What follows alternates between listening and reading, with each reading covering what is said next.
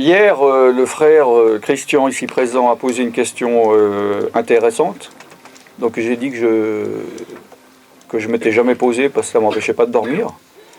Mais qui est intéressant, c'était dans Exode 20, dans les 10 commandements, où il est dit que Dieu punit ou se souvient des péchés jusqu'à la 3e et 4e génération. Donc cette question. Ah bon, c'était pas. Mais... Non, c'est lui. Moi, j'ai donné une réponse. C'est elle qui avait. Oui, alors c'est ta réponse stupide qui m'a frappé plus que sa question intelligente. Quelle réponse t'as donnée? Moi, j'avais donné une réponse mathématique aussi. Un pêche, le fils, comme il pêche, le fils du fils à l'infini. Et puis ça, après j'ai réfléchi, j'ai répondu humainement. D'accord, bon, tu es pardonné alors, la chair est faible. D'accord. Veille et prie, car pour ne pas tomber en tentation de répondre par la chair, parce que la chair est faible, mais l'esprit est bien disposé. Donc c'est toi qui as posé la question. Oui. Alors la question n'était pas, heureusement, parce que j'aurais pas eu le temps de répondre, pourquoi est-ce que Dieu punit plusieurs générations? Je ne veux pas y répondre aujourd'hui. Mais pourquoi sur 3 et 4? Bon, déjà, alors de nouveau, le second, il est sympathique, c'est pas le premier non plus, la classe, c'est le second. Hein. Bon. On dirait qu'il fait exprès de choisir le mauvais mot, dans le sens que en hébreu, il y a beaucoup de mots qui, en français, on a 2 mots différents, qui sont quand même spécifiques. Vous voyez ce que je veux dire? C'est pas 2 synonymes tout bêtes. Puis lui, on dirait toujours qu'il choisit le deuxième. Alors je sais pas qu'est-ce qui se passait dans son esprit ou dans sa tête, mais c'est comme d'habitude dans la Darby qui est plus juste. Le vrai mot, c'est visiter. Vous avez déjà lu ce mot visiter? Vous avez déjà entendu dans un prêche ou en lisant une Bible? Je visite l'iniquité ou le péché. Alors vous l'avez entendu maintenant. Le mot hébreu, c'est visiter. D'accord? Maintenant, dans ce terme, en hébreu, souvent un mot est beaucoup plus large de sens qu'en français. C'est pour ça qu'en français, malheureusement, on a beaucoup de mots. Parce que les mots sont spécifiques. D'accord? Donc, dans le sens de visite, oui, évidemment, il y a punition, ou il y a je me souviens, d'accord? Bon. Alors, moi, ce que j'ai compris depuis hier, c'est que... Donc la réponse ne sera pas complète, mais c'est un début de question. Pourquoi 3 et 4 et pourquoi pas 4? C'est ça la question, en fait. Bon. Parce que... combien dure une génération au niveau biblique dans le peuple juif? Combien d'années dure une génération? 20 ans. Combien? 20 ans? Oui, il meurt jeune. 40. D'accord? Donc que vous sachiez que dans la culture juive, quand on dit une génération, c'est 40 ans. D'accord? Donc 4 générations, ça fait 4 fois 40, ça fait combien? 100? 160. Quoi? 160. Ah oui. En Haute-Savoie, c'est 160. Ça dépend à quel âge on fait les bébés. Hein. Ils ont les bébés à 40 ans alors. Voilà. Donc,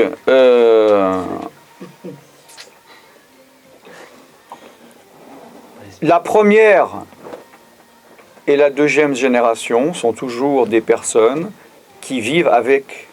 On vit toujours avec la première, avec ses enfants et ses petits-enfants. Donc la première et la deuxième est toujours là. Donc le péché d'une personne va forcément s'appliquer sur la première et la deuxième génération. J'habite avec mon fils et mon petit-fils et je me mets à boire 1 litre d'alcool ou je commence à tromper leur mère ou à voler. Je vais perdre de l'argent, je vais aller en prison, ma première et deuxième génération vont en souffrir. Donc, vous comprenez ce que je veux dire? Donc moi, dans ma compréhension en réfléchissant hier par rapport à la 3e et 4e, c'est que pour Dieu, c'était logique que la première et la deuxième étaient inclus. Et qu'il ne pouvait pas dire dans ce sens-là directement la 4e, parce qu'il aurait dit la 4e, c'est comme si la 3e n'aurait pas de problème.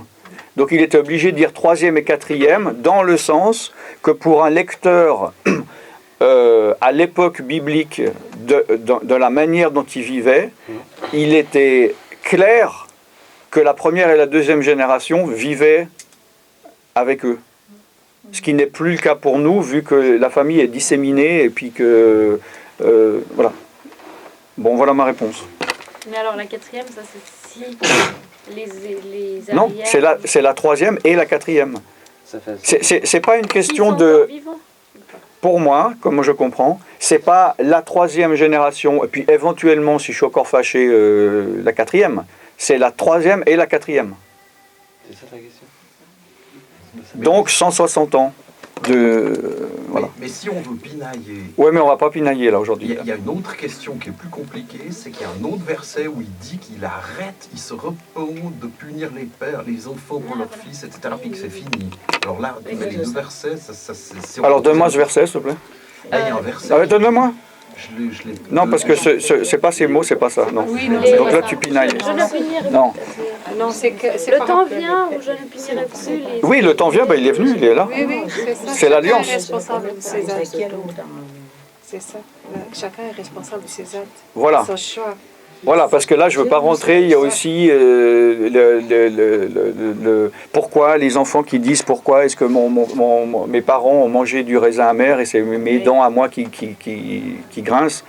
Mais justement, maintenant, nous sommes dans les générations depuis 2000 ans où nous n'avons plus à supporter justement les conséquences du péché. D'accord ? Donc voilà ma réponse. Il ne faut pas oublier là-dedans aussi que les bénédictions sont sur 1000 ans. Donc ça fait combien d'années 1000 fois 40 Facile, vous rajoutez un zéro. 40 000. 1000 générations. Ben, qu'est-ce que je viens de dire 1000 T'avais ans, dit t'as 1000 dit. ans. 1000 quoi T'as dit 1000 ans. 1000 générations. Ah, ouais, c'était pour voir si tu... Donc sur 1000 générations, donc 1000 fois 40, 40 000. Donc là, on est large, 40 000, Une famille bénie sans, on est tranquille. Non sans péché, Amen. sans malédiction. Quoi donc Je dis, est-ce que ça existe? Une famille sans péché, sans malédiction, sans qui est bénie comme ça? Ah, mais il ne s'agit pas... C'est faut- grâce. C'est ce que tu- Non, mais c'est pas un tout. C'est-à-dire que moi, je vois personnellement une division entre les choses. Je fais un péché, je vais avoir une malédiction par rapport à ce péché, mais si je fais quelque chose avec une bénédiction, je vais quand même avoir cette bénédiction. C'est pas que je suis complètement maudit ou complètement béni. Il peut y avoir un mélange. C'est comme si on a un enfant, tu dis, si tu fais ça, je vais te punir, mais si tu fais ça, tu vas avoir une récompense. Dans la même journée, il peut faire les deux, donc tu vas le punir pour ça et lui donner une récompense. C'est pas incompatible. Non? C'est la sémence par rapport à voilà, tu as des bonnes sémences, tu récoltes des bonnes choses, tu as des mauvaises. tu récoltes Voilà, des mauvaises voilà. choses. Et donc, nous récoltons ce que nous semons. Voilà. Et ce que nous semons, si je sème 10 graines, il y a 10 fois une graine. Donc si dedans, il y a 9 bonnes graines et une mauvaise, il n'y en a qu'une qui va produire un arbre maudit. Mais il y en a 9 qui vont produire un arbre béni, non? Ça n'a pas l'air convaincu. Hein? Non. Ah bah, sinon, ça voudrait dire le moindre petit péché, on n'a plus aucune bénédiction pour quoi que ce soit que... Non, c'est ce que moi j'ai l'impression de voir, de vivre peut-être. Ah ben non, ben nous, c'est encore moins, vu que nous, on est chrétiens. Là je parle par rapport à l'ancienne alliance. Puisque... par rapport à l'ancienne alliance, puisque nous ne sommes plus dans l'ancienne alliance.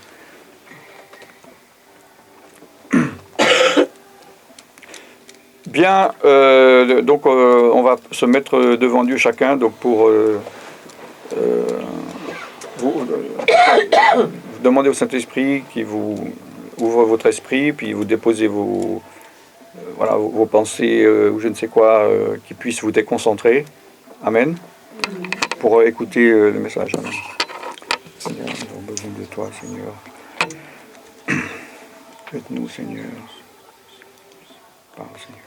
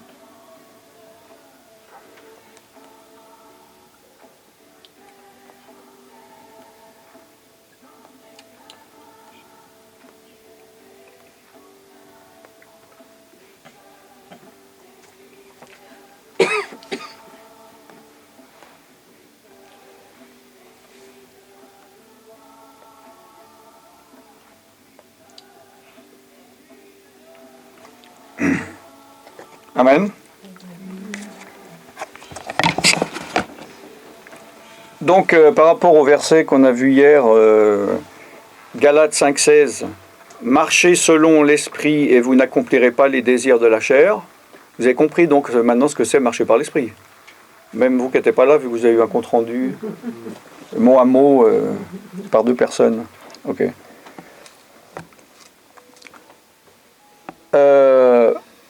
Quelqu'un peut lire Galates 5,25.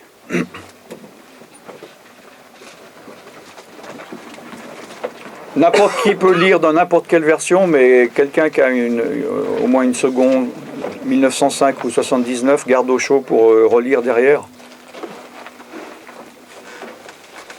Galates chapitre 5. La 21, on la sort même pas. Mais...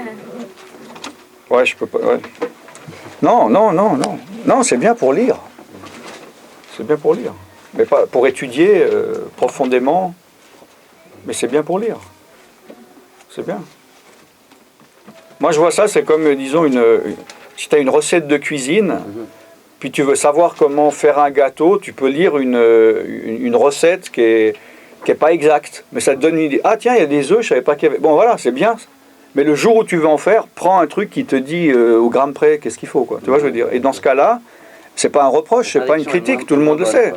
C'est pas été fait pour se rapprocher du texte, mais pour que ce soit plus clair à lire. Donc c'est très bien à lire. Je conseille d'avoir une version pour lire tranquille. Et puis le jour où on se dit tiens, Dieu a dit ça, non, va voir en hébreu, en grec ou dans une minimum une seconde 1905 ou 1979 ou Darby ou bon le frère nous a proposé d'apprendre l'hébreu écrit, ça peut être utile. Mais je vous rappelle, avec les logiciels, il n'y a pas besoin, il y a des choses phonétiques. Avec les racines étymologiques des mots grecs et hébreux, on n'a pas besoin forcément d'apprendre l'alphabet grec et hébreu. Donc, allez-y, Galates 5,25. Qui voulait? Le premier qui dégaine. Nous vivons par l'esprit, marchons aussi selon l'esprit. Amen. Voilà. Donc, qu'est-ce que ça veut dire ce verset? Parce que, pour moi, il pourrait ne pas être clair, dans le sens que si nous vivons par l'esprit, marchons par l'esprit, ce qui voudrait dire qu'on peut vivre selon l'esprit et ne pas marcher selon l'esprit, on est d'accord? Donc, je ne sais pas si ça vous paraît étrange ou pas, non? Non? Ah bon? Donc, on a vu... bon, je vais voir par rapport à d'autres...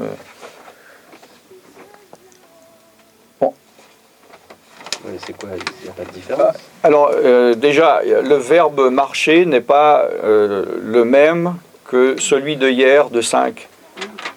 Vous vous rappelez, je vous ai dit marcher, hier c'était paritéo, je ne sais quoi, vous vous souvenez? Bon, là c'est stoikeo, qui veut dire aussi marcher, mais plutôt dans le rang. C'est un terme qui est utilisé aussi pour l'armée, quand ils marchent au pas, ce qui veut dire conforme à la vertu ou à la piété. Donc une manière de se comporter, quoi. D'accord? Plutôt une action, comme ça. Pardon? Une action. Un verbe que nous met en action. Oui, oui. Donc, ce qui veut dire que moi je vois ça aussi, c'est-à-dire, c'est pas parce que on a l'Esprit de Dieu qu'on marche forcément selon Dieu. Vous comprenez ce que je veux dire?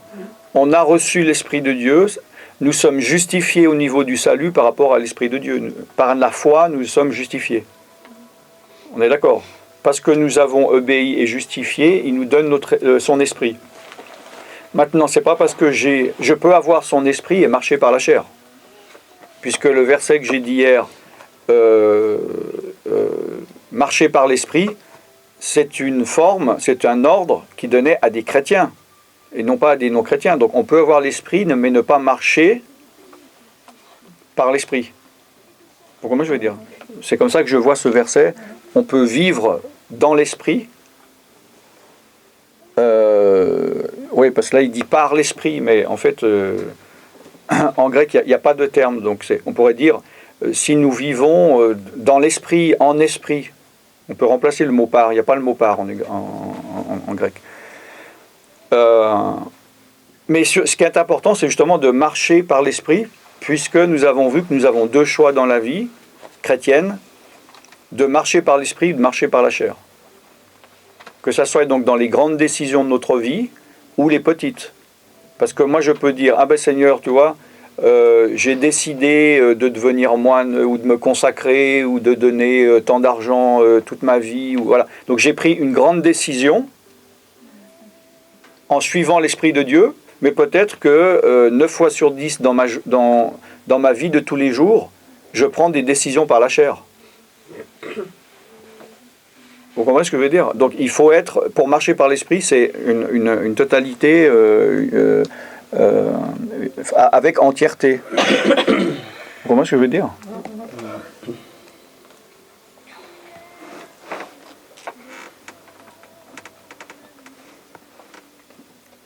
Donc là j'ai fait un dessin qui m'a pris pas mal de temps ce matin. Je me suis réveillé assez tôt pour le faire. Qu'est-ce que c'est? Alors celui qui devine. Séparation. Oui, une séparation, bravo. Voilà, il a compris.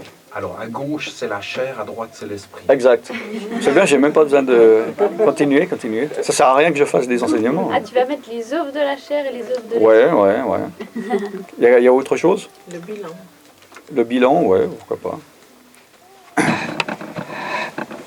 Donc, vous voyez ceux qui sont de ce côté? Ou bien non. Je vais essayer comme ça. Ah oui, c'est mieux comme ça. Donc, en effet, c'est quoi le C, c'est quoi le E? La chair esprit. Voilà. Donc, on a deux choix. Comme j'ai dit hier dans Deutéronome 30, où il est dit que Dieu a dit « Je mets devant toi la bénédiction et la malédiction, la mort et la vie. Choisis la vie et vie. » Donc, c'est le fait d'être béni ou maudit, de pécher, de ne pas pécher, c'est une question de décision. C'est une question de décision. Maintenant, comme je l'ai déjà dit d'autres fois, le diable, ce qu'il veut le plus manipuler chez quelqu'un, c'est sa volonté. Puisqu'il sait que c'est ça qui est le levier de notre bénédiction, de nos malédictions.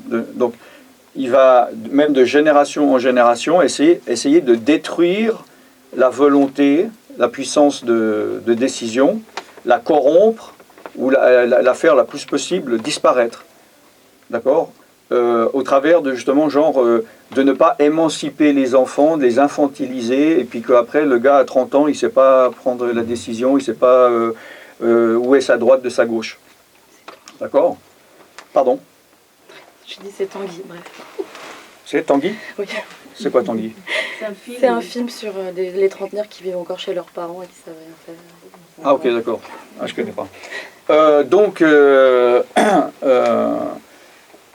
C'est pour ça que, en tant que chrétien, si vous avez été éduqué d'une manière que, pour une raison X ou Y, on vous a empêché de pratiquer votre pouvoir de décision, il faut absolument soit le mettre en marche ou le remettre en marche, parce que personne ne va être jugé pour vos propres choix. Vous ne pourrez pas dire « Ah oui, mais moi, je suivais tous les conseils de cette personne ». Vous serez jugé par rapport à votre conscience et pas par rapport à la conscience d'un autre. C'est-à-dire que vous êtes responsable si vous vous mettez sous le joug d'une tierce personne. Même si c'est votre père, votre mère, votre mari, votre femme, ou votre pasteur, ou votre curé, ou votre pape. Vous comprenez ce que je veux dire? Vous serez jugé par rapport à vous-même parce que vous avez le potentiel, chacun, de pouvoir prendre une décision. Alors pour certains, c'est plus difficile que d'autres. C'est comme les muscles du corps. Si on vous a éduqué, que vous n'avez jamais pris plus de 100 grammes dans la main, et puis tout d'un coup on vous met un sac de 100 kilos, ça va être plus difficile que si vous avez fait des exercices toute votre vie. On n'est pas à la même enseigne, si j'ose dire. Mais le but, c'est de se mettre à prendre des décisions et à ne pas se dire « Ah oui, mais moi je suis quelqu'un, j'arrive pas, je n'arrive pas ». Ça fait les affaires du diable. D'accord?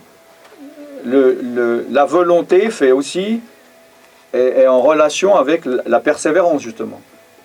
D'accord? C'est-à-dire, ah ouais, quand je lis la Bible, j'ai envie de m'endormir, donc non, je ne lis plus la Bible. Aucune volonté, donc aucune persévérance. D'accord? C'est une question de motivation. Il n'y a rien qu'on ne peut pas faire. Les personnes qui me disent, ouais, moi, j'arrive pas à prier plus de 2 minutes et j'arrive plus à lire ma Bible.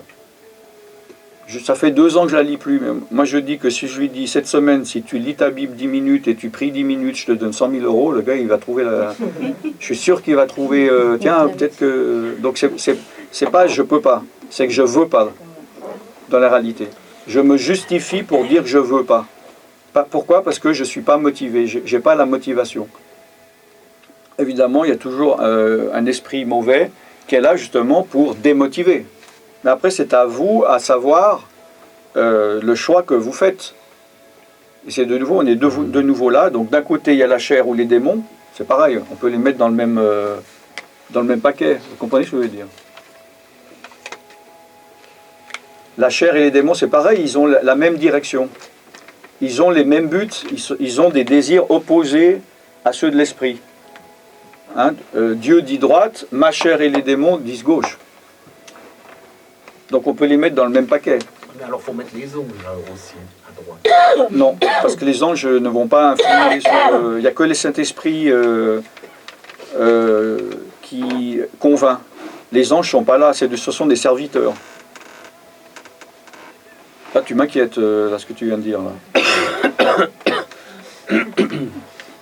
Tu sors ça d'où, ça? Non, c'est bon, comme ça. Ok. Non, mais je vois ce que tu veux dire par rapport à ça, mais les démons nous influencent, mais pas les anges. Vous êtes d'accord ou pas? Oui. Sinon, alors, prions les anges. Non, il n'y a que le Saint-Esprit. Non? T'es pas convaincu? Tu sais que dans les bandes dessinées, on voit le bonhomme avec le démon et puis l'ange. Ouais.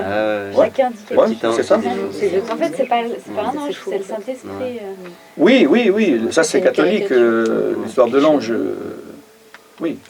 Non, mais c'est pas C'est comme le frère de hier, il prier. prie Dieu, mais il prie aussi l'archange Michel, il ne comprend pas pourquoi c'est pas bien de prier l'archange Michel. Non, mais moi je pense pas qu'on Ou Saint doit Michel, je s'occuper de ce qui se passe, mais moi je pense quand même qu'ils sont là à droite, parce qu'ils sont quand même à intervenir quand il y a des combats, ils peuvent venir aider.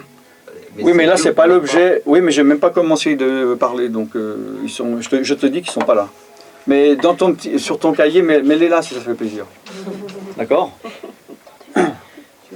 Donc ça c'est un plus, ça. D'accord. Donc Jésus a dit, qu'est-ce qu'il a dit dans Matthieu 26 ça commence par V. V-E. Hein? Venez. V-E-I. Ouais. Veillez. Non, Veillez sur vous. pas tout à fait. Veillez, Veillez sur priez vous. sans cesse. Priez sur vous. Veillez sur Afin vous. Veillez sur vous, non? afin Priez et priez afin de ne pas tomber en tentation. tomber. Oui, il manque toujours une bonne partie. Car l'esprit est bien disposé, mais la chair est carnée. Voilà, voilà, d'accord. Veillez et priez afin de ne pas tomber dans la tentation, car l'esprit est bien disposé, mais la chair est faible. D'accord? Ah oui, voilà. Ben, bravo. Maintenant que je l'ai dit, j'y ai. D'accord? Cherchez dans le 26, là, parce que là, je suis en train de... Et puis quand quelqu'un est là, qu'il me dise, et on va le lire. Bon, j'arrête de parler vu que vous cherchez, vous écoutez pas. On peut faire les deux en même temps. Il y en a, non, justement. C'est 41. Ok, alors lisez. Veillez et priez, afin que vous ne tombiez pas dans la tentation. L'esprit est bien disposé, mais la chair est faible. D'accord. Donc là, il parle de l'esprit de l'homme, pas l'esprit de Dieu. Vous comprenez, vous savez ça? Tout le monde sait. L'esprit est bien disposé, il ne disait pas l'esprit de Dieu est bien disposé. Notre esprit, mon esprit, c'est-à-dire mon entendement, est bien disposé. C'est comme Paul qui dit, j'aimerais faire le bien. C'est-à-dire mon esprit, mon entendement est bien disposé, il veut faire le bien, mais je fais le mal. Donc ma chair fait le mal. Et mon entendement qui ne veut pas faire le mal, en fait, je fais le mal que j'aimerais pas faire et je ne fais pas le bien que je devrais faire. C'est l'antagonisme, le combat entre deux forces opposées. Même sans parler de l'Esprit de Dieu, il y a le bon entendement, l'Esprit de l'homme et la chair, qu'on a même avant d'être chrétien, avoir l'Esprit de Dieu. Tout le monde a un problème de conscience. Il manque de l'argent, j'irais bien voler, mais ça c'est bien, mais ça...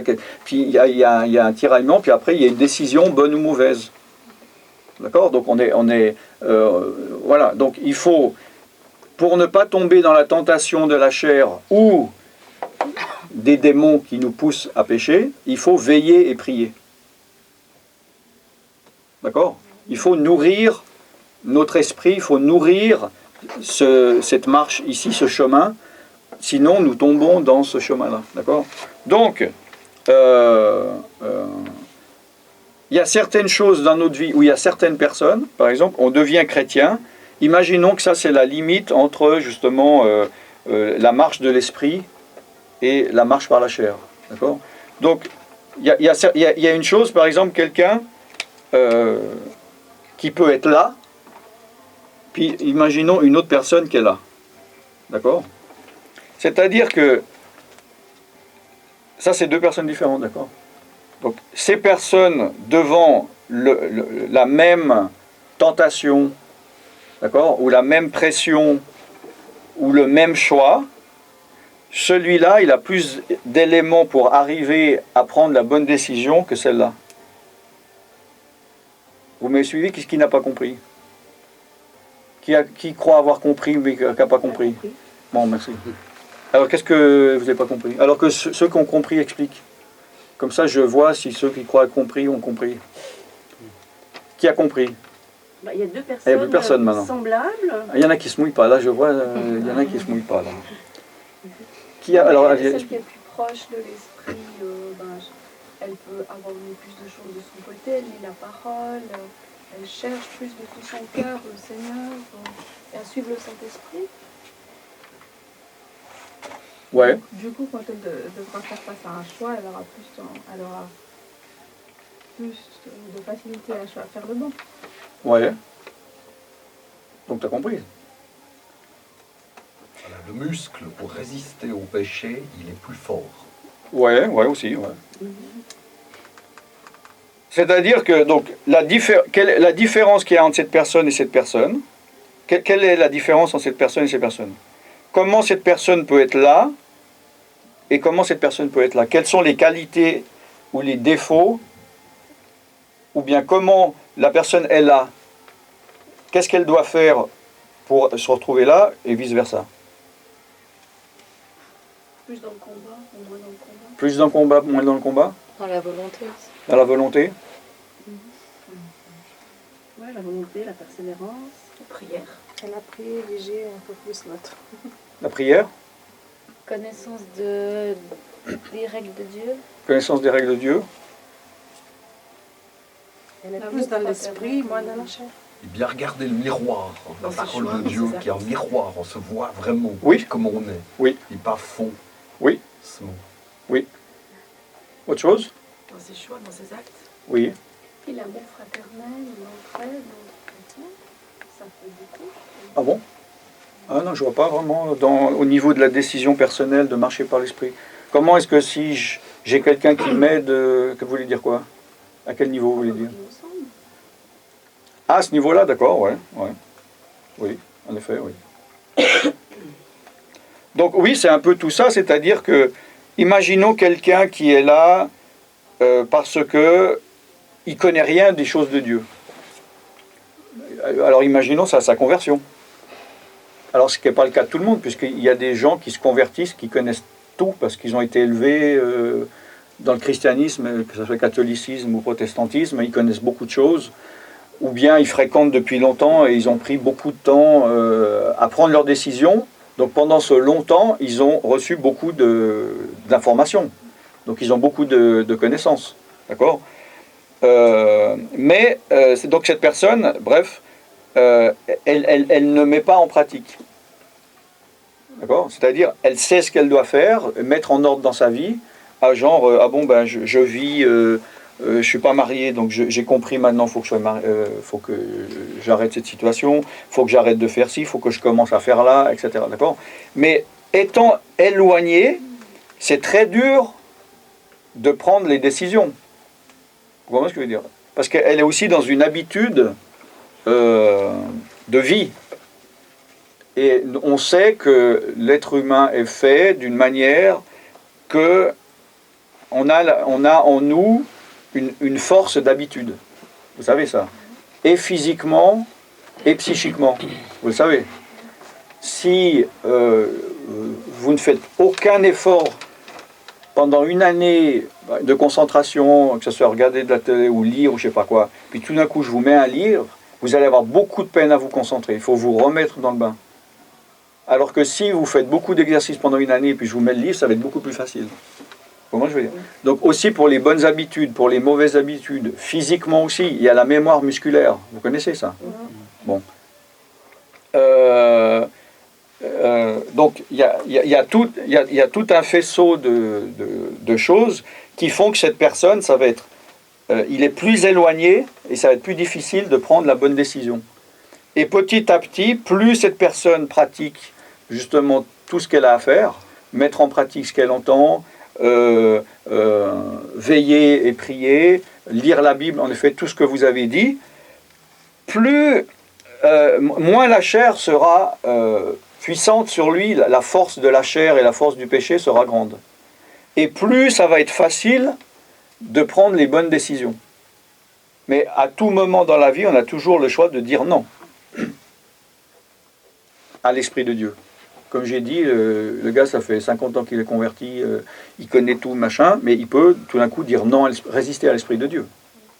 On a toujours le choix. Comment est-ce que je veux dire? Vous avez mieux compris maintenant ou pas?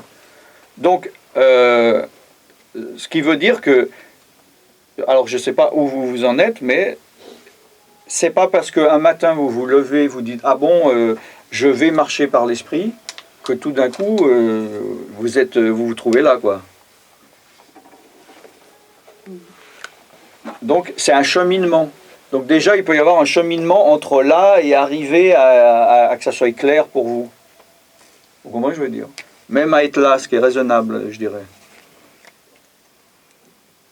Donc il y a un cheminement qui peut être plus ou moins long selon les personnes, mais c'est vrai aussi par rapport à l'obéissance ou à la volonté, dans le sens que il y a des choses dont on ne peut être délivré que par de la connaissance. Alors maintenant, si cette personne, en prenant les bonnes décisions, elle fait des efforts à lire sa Bible, à regarder des enseignements, aller à l'église et écouter, etc., alors qu'elle, non, cette personne peut doubler cette personne en une année. Vous comprenez ce que je veux dire? Maintenant, nous savons aussi, évidemment, que la connaissance, si on ne la met pas en pratique, elle ne sert à rien. C'est-à-dire que cette personne qu'elle a, qui a plus de connaissances que celle-là, si elle ne met pas en pratique, celui-là peut la dépasser en mettant en pratique, en fait, moins de connaissances qu'elle a que celui qui a beaucoup de connaissances. Vous comprenez? Mettez les mots en ordre dans vos têtes de ce que je dis. Vous comprenez? Bon, est-ce qu'il y a des questions? Pour l'autre, pour celui qui est dans l'esprit. Ouais. J'ai des questions. Pour celui-là? Oui. Ouais, vas-y. Ben, celui qui est, bon, déjà, je pense que c'est assez rare, celui qui est à l'autre bout, qui est tout le temps dans l'esprit, jamais dans la chair. C'est rare. Mais... Bah, là, c'est pas forcément... Rien n'est permanent dans le monde spirituel. C'est-à-dire que si on compare les choses, et on peut comparer les choses spirituelles par rapport aux choses naturelles. On est d'accord? Dieu n'est pas différent, il n'a pas fait, il n'a pas créé des principes naturels physiques et que ça serait complètement différent ou qu'il n'aurait rien à voir avec les choses spirituelles ou invisibles. Au contraire, c'est avec les choses visibles que nous voyons, nous comprenons les choses invisibles de Dieu. Il est dans la parole de Dieu, vous êtes d'accord? Dans Romains. Donc, que le gars soit là ou soit là, il ne sera pas là en permanence, c'est-à-dire rien n'est statique dans le monde spirituel comme dans le monde physique. C'est-à-dire, le gars qui est là, qui chemine, qui est ici, puis qui se dit « Ah bah super, maintenant je me repose », ou qui est là, dans une année, il sera ni là, ni là, ce gars-là, il va être là, et celui-là, il va revenir là. D'accord? C'est-à-dire, c'est comme physiquement, vous faites du sport, vous êtes musclé comme vous voulez, ou vous faites un régime et puis vous êtes mince comme vous voulez. Super, j'y suis arrivé, maintenant je ne fais plus rien. Non, dans une année, vous êtes... Ça évidemment. Tout revient. Mais je voulais dire... Il faut voir la vie chrétienne, non pas que vous êtes sur un chemin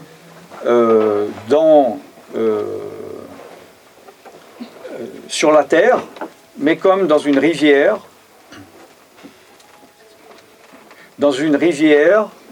où il y a un courant. D'accord?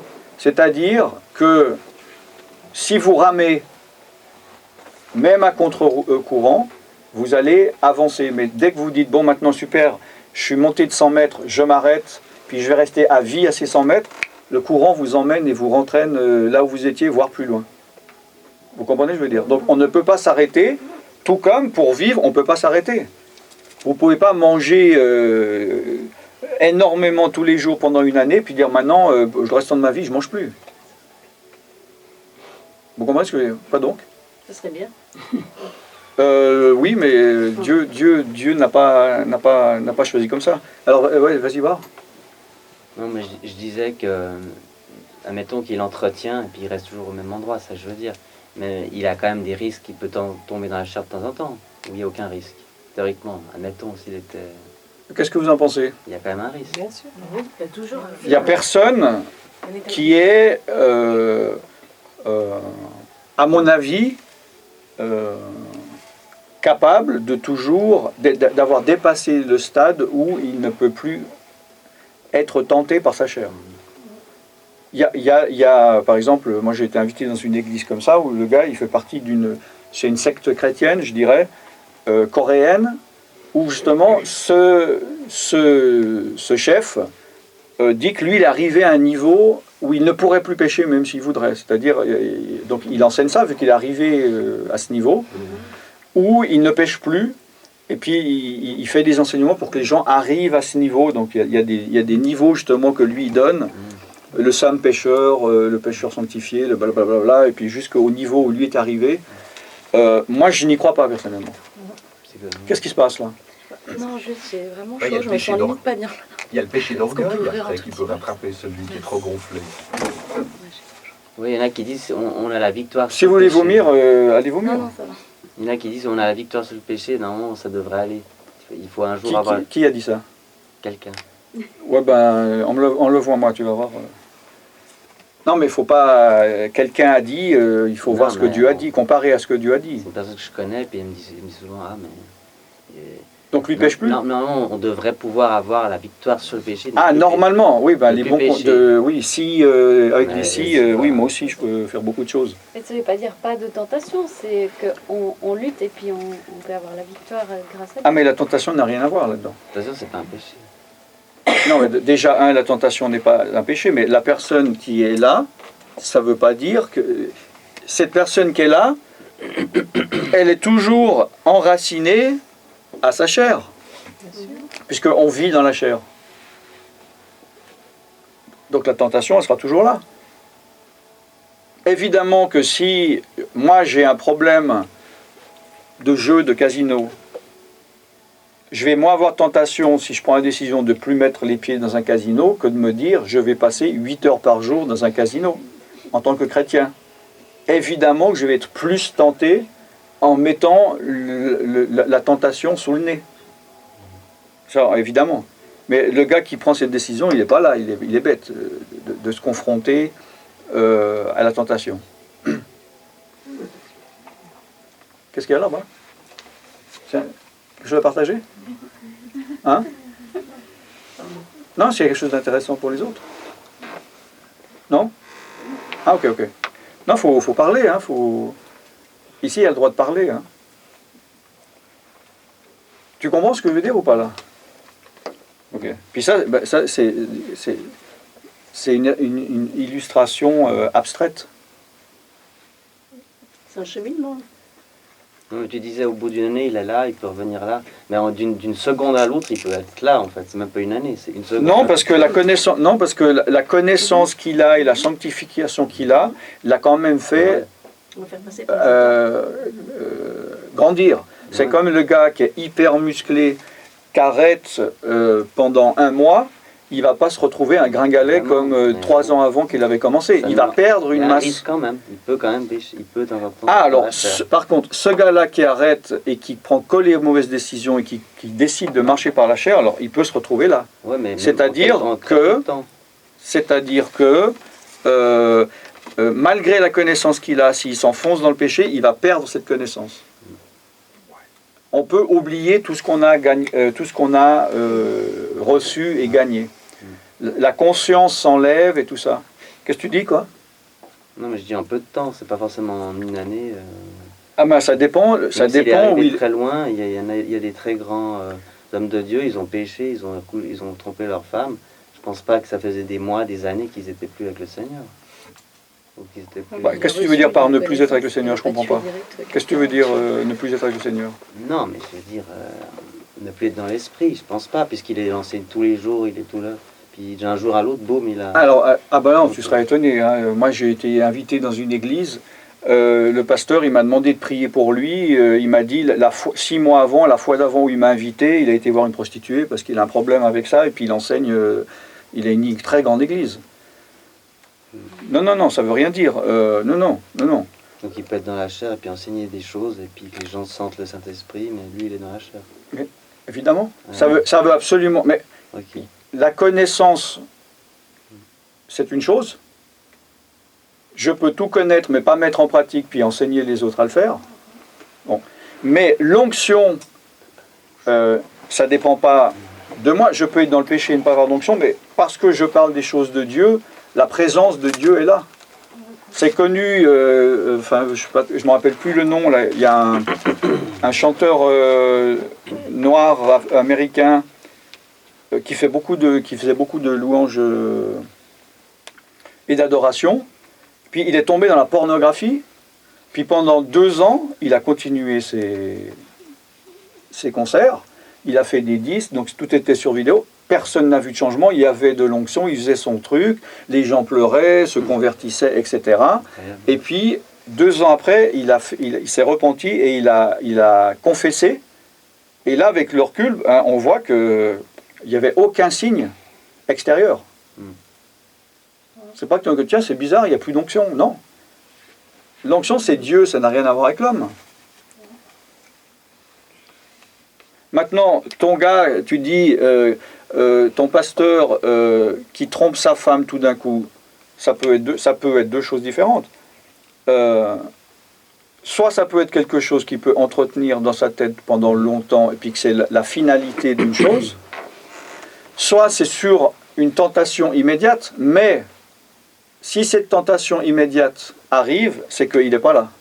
Puisqu'il est dit veillez et priez afin de ne pas tomber dans la tentation. Donc s'il est tombé dans cette tentation, c'est qu'il ne veillait pas, il ne priait pas. Donc toi peut-être tu l'imaginais là où il se disait qu'il était là, mais en fait il était là, voilà.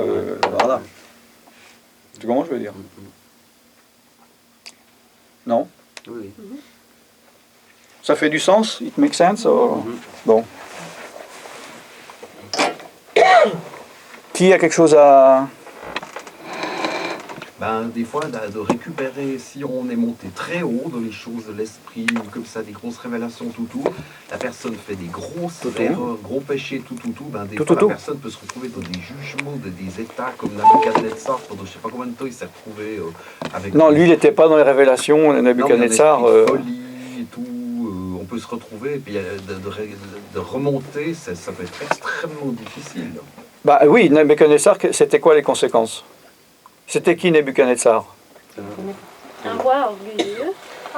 Le roi de quoi? Perse, l'empereur. Ouais, Babylone. Non, le roi de Babylone. Donc tout le monde peut dire Nebuchadnezzar. Dites voir à 3, 1, 2, 3. Nebuchadnezzar. Ah ouais, je suis impressionné. Moi, ça a pris du temps pour les mettre dans l'ordre, toutes ces syllabes. C'est pas comme ça que c'est. Ouais, parce qu'il y a 2 manières de... Non, mais même en français, il y a 2 manières. Il y a l'autre... Ouais, voilà. Moi, j'ai choisi le plus simple. Ça, on dirait un dinosaure. Donc, quelle était la conséquence de son... Il brottait de l'herbe à la fin. Voilà, il est devenu comme un animal pendant combien de temps? Je sais plus. C'est quelques années. Ouais, c'est-à-dire 7 ans. Ouais, 7 ans. Et c'était quoi son péché? L'orgueil. Ouais, c'était l'orgueil. Mais donc, et là, il y a aussi, bon, on sort un peu du sujet, mais c'est l'orgueil par rapport aussi, une caractéristique des Babyloniens qui est de l'orgueil. Hein? La Babylonie actuelle, c'est quoi? Consommation. L'Irak. L'Irak, oui.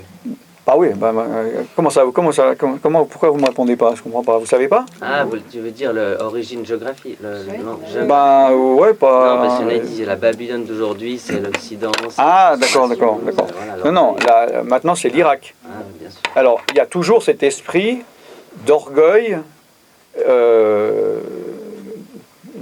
dans le. Regardez Saddam Hussein. Vous connaissez? Bon.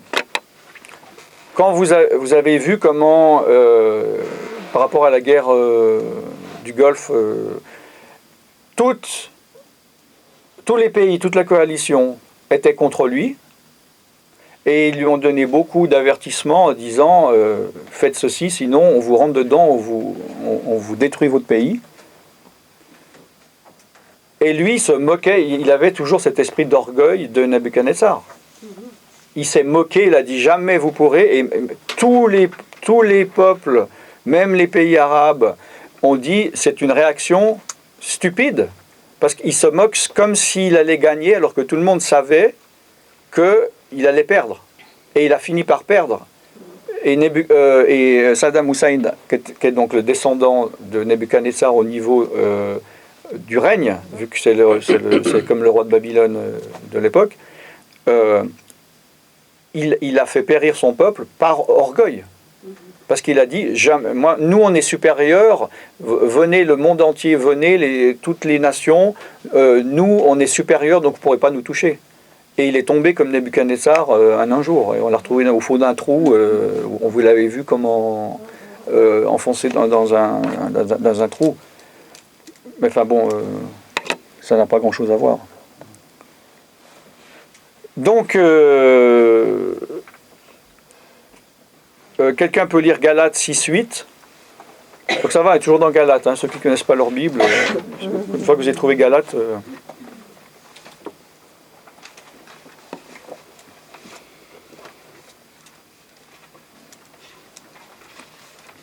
Galates chapitre 6, verset 8. Celui qui sème pour sa chair moissonnera de la chair la corruption. Et celui qui sème pour l'esprit moissonnera de l'esprit la vie éternelle. D'accord, donc on peut semer, on pourrait dire celui qui investit donc.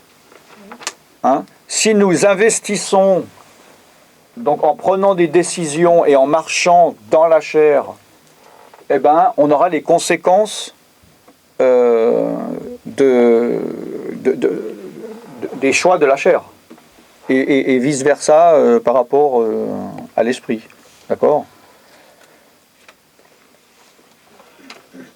Je vais juste regarder une chose si c'est intéressant.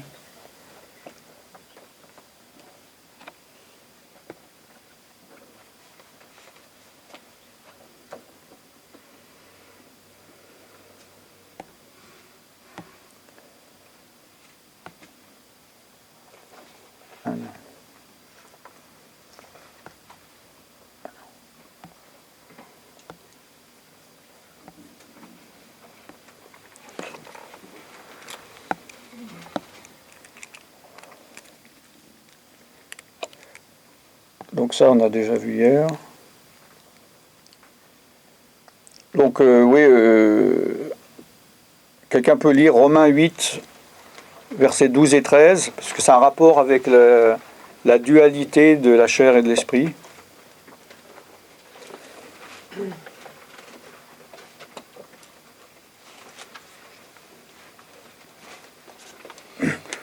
Romains 8, 12, 13.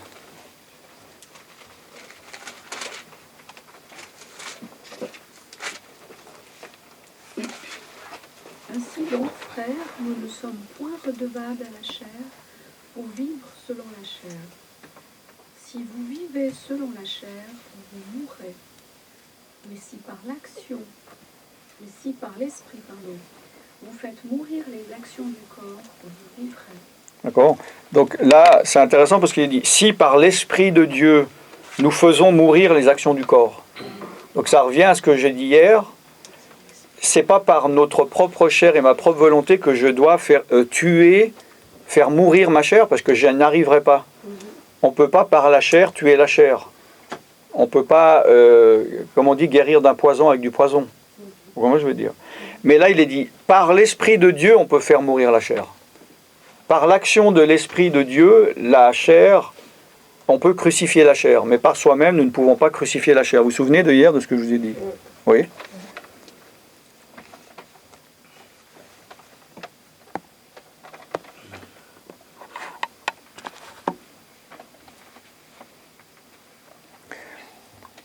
Bon, 1 Pierre 1,22, je vais lire, mais il n'y a que la partie A. Vous savez sur un verset ce que c'est la partie A, B, C? Qui ne sait pas? 2. Est-ce que vous pouvez lever la main jusque comme ça? Quoi? Hein? Donc quand je dis, quand on parle, lisez tel verset, partie A ou partie B ou partie C. Le début, Donc, les moitiés, la fin. Voilà. C'est assez peu utilisé en français, mais bon voilà, en anglais, enfin dans le monde entier, on utilise ça. Si vous voyez ça une fois dans un livre, genre qui est traduit de l'anglais ou bon je sais pas, vous voyez un verset, c'est écrit A, c'est que normalement jusqu'à la virgule, ça concerne que ça, ou la deuxième phrase, voilà. En général, c'est en A, B, mais des fois il y a même la partie C. C'est pour diviser. C'est pour diviser, pour dire que la suite n'a pas, ça ne concerne pas. Alors là, justement, c'est la partie A, c'est-à-dire de 1 Pierre 1, 22. Donc je lis tout le verset. Ayant purifié vos âmes en obéissant à la vérité pour avoir un amour fraternel sincère, aimez-vous ardemment les uns les autres de tout votre cœur. Mais pour moi, je veux simplement là parler de ayant purifié vos âmes en obéissant à la vérité. D'accord? Dans le sens que là, le point n'est pas par rapport à l'amour fraternel, on n'est pas en train de parler de ça, donc ça ne concerne pas ça.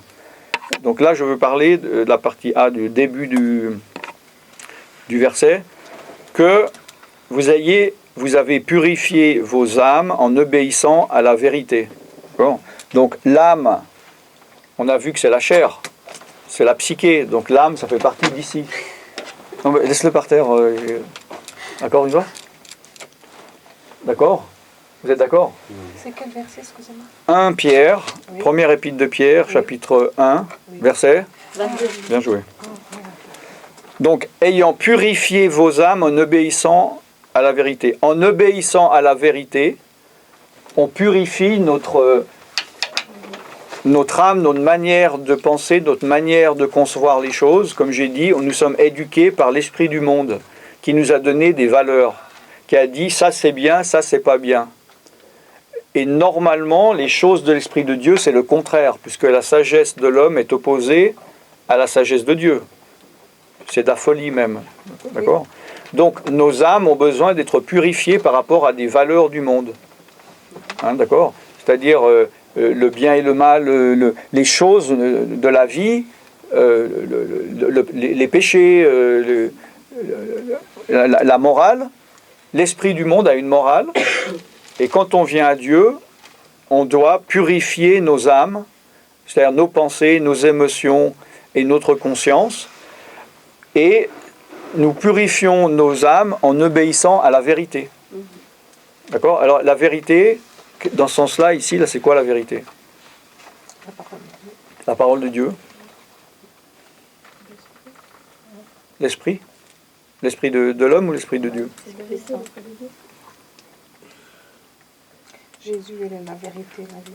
Voilà, Jésus est la vérité, mais là, dans ce sens-là, en effet, en obéissant à la vérité, il est dit l'esprit de vérité, où Jésus a dit que l'esprit de Dieu vous conduira dans toute la vérité. Donc, par l'esprit. Donc, c'est en obéissant de nouveau, en marchant par l'esprit, en obéissant à l'esprit, qui son but est de nous guider dans toute la vérité, l'esprit de Dieu. Donc, en marchant par l'esprit, je purifie mon âme. Vous comprenez ce que je veux dire? Donc, je purifie.